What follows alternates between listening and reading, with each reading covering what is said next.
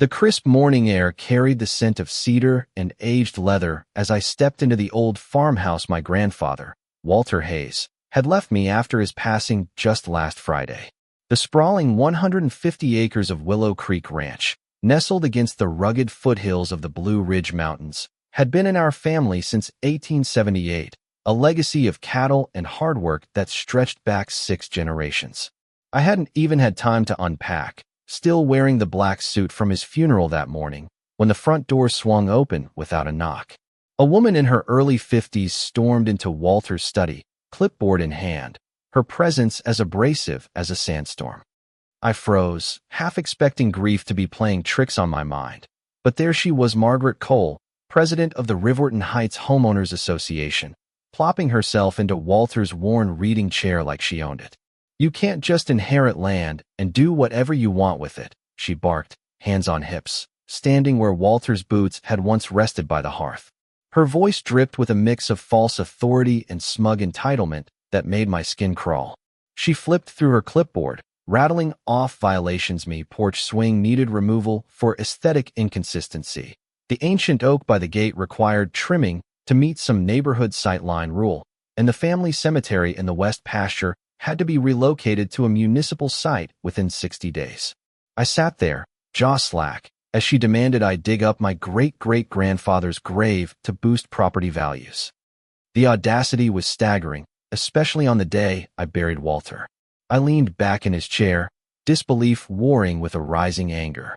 "I'm actually Governor Hayes," I said, watching her blink twice as the title sank in. Her response? She didn't flinch. "Governor or not, you're subject to our guidelines," she shot back, as if the state government I ran was irrelevant. That's when I knew this wasn't just a neighborly spat, it was a fight. I stood, pulling Walter's deed from his desk drawer, a document signed in 1878 and backed by every county record since.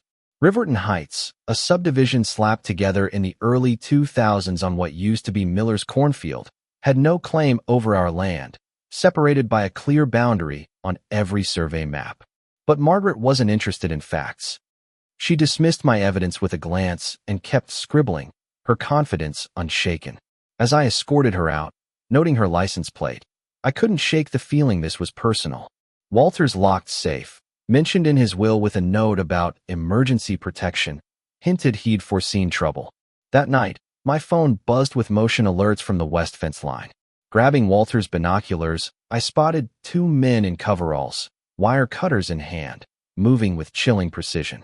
They weren't random vandals, they were targeting our cattle boundaries, following orders.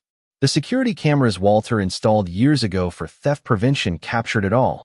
Clear audio, facial shots, GPS timestamps. A text from Margaret followed. "Property correction crew working today. Do not interfere." I laughed bitterly, just confessed to sabotage in writing. My legal team sprang into action as the men dismantled 400 feet of fence, their truck branded Riverton Property Services. My chief counsel, Daniel, called, stunned by the cemetery threat and false authority claims. "We can get arrest warrants in 2 hours," he said, but I hesitated. Margaret's methodical approach suggested bigger plans. The footage revealed her crew targeting the cemetery for maximum impact, a detail that could lock her away for years. By noon, they left, leaving Meadowbrook signs like a taunting signature. I backed up the evidence, sensing this was only the beginning. Days later, Margaret drove by, photographing the damage, violating a restraining order I'd secured. Each pass added contempt charges, and by midnight, she'd racked up 17 violations. Tire tracks near the cemetery and an orange flag by Walter's grave pushed me to call Deputy Carter. "We can arrest her now," he offered, but I wondered if letting her dig deeper would expose more. Then came a twist. Neighbors in Riverton Heights were rebelling. Ella Brooks, a teacher 3 houses down, had documented Margaret's harassment, vegetable garden bans, fake fines, flag removals. A petition to oust her hit 400 signatures fast. The plot thickened when Martin Reed, a developer, showed up at my office, sweating in an expensive suit. "I helped Margaret plan this," he admitted, spilling details of a resort scheme. They'd targeted Walter's ranch, aiming to force a cheap sale through harassment, saving investors $12 million. Recordings of their meetings discussing water contamination, if needed, chilled me. Martin, facing federal heat, offered immunity for testimony. His evidence painted Margaret as the ringleader of a multi-state fraud ring. Saturday arrived with perfect weather for Walter's memorial, 20 guests expected to honor his legacy. But at noon, Margaret rolled up in a rental truck with 3 men, unloading surveying gear just outside our line. Technically legal, but a blatant provocation. Dressed like an inspector, she shouted, "I'm conducting a mandatory compliance check," as guests arrived. Retired Judge Simmons called it criminal impersonation. Phones recorded her placing stakes on our land, claiming it for Riverton Heights. When she kicked aside lilies by Walter's memorial bench and planted a flag, I lost it. "Step away," I demanded, blocking her. She lunged, screaming about enforcement, and grabbed the bench. I caught her wrist to protect it, and she shrieked about assault. Witnesses filmed as police sirens wailed. 3 cars, Sheriff Daniels and Detective Lopez arrived. Margaret, handcuffed, smirked. "See you at the land reassessment." The hearing wasn't scheduled, but her defiance hinted at more chaos. Monday's community meeting at Riverton Center was a powder keg. Over 100 people, spilling outside, demanded answers after her arrest. State Attorney Rachel Kim presented evidence: Martin's recordings, financial theft of $87,000, and footage of cemetery threats.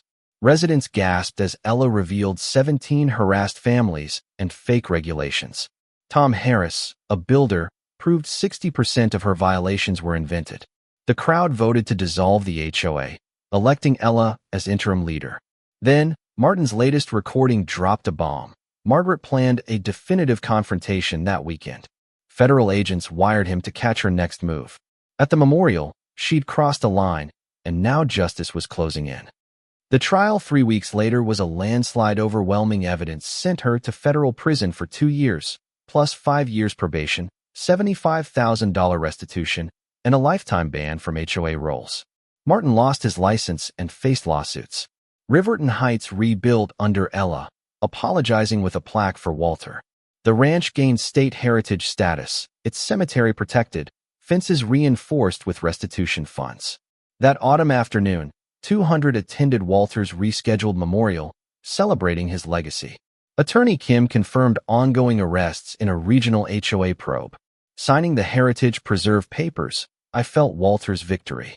Justice, though slow, was total. But now, I turn to you. Would you have arrested Margaret early or let her self-destruct?